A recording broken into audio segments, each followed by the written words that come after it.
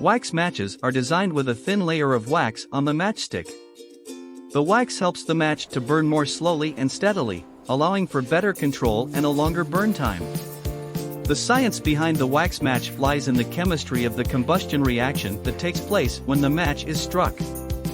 When a match is struck, the friction between the match head and the striking surface generates heat, causing the red phosphorus and other chemicals in the match head to ignite.